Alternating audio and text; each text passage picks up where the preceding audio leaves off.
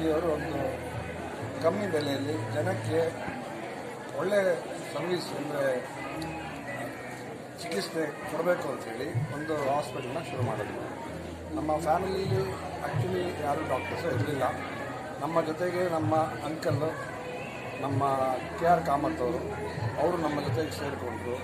ಅವರು ಈ ಹಾಸ್ಪಿಟಲ್ ಮೊದಲನೇ ದಿನದಿಂದ ಇದ್ದು ಇವತ್ತವರೆಗೂ ಈ ಹಾಸ್ಪಿಟಲ್ನ ಒಂದು ಭಾಳ ಚೆನ್ನಾಗಿ ಒಳ್ಳೆ ಝೀರೋ ಎಕ್ಸ್ಪೆಕ್ಟೇಷನ್ಸಲ್ಲಿ ಕೆಲಸ ಮಾಡಿಕೊಂಡು ಬಂದಿದ್ದಾರೆ.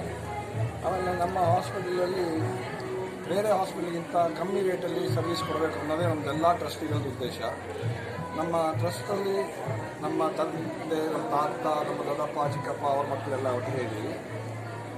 ನಮ್ಮಲ್ಲಿ ನಮ್ಮ ಒಂದು 600-700 ಇಲ್ಲಿ ಈ ಹಾಸ್ಪಿಟಲಲ್ಲಿ ಒಂದು 500 ಜನ ಇದ್ದಾರೆ ಸ್ಟಾಫು. ಆಮೇಲೆ ನಮ್ಮ JP ನಗರ್ ಹಾಸ್ಪಿಟಲಲ್ಲಿ ಇನ್ನೊಂದು 200 ಜನ ಇದ್ದಾರೆ.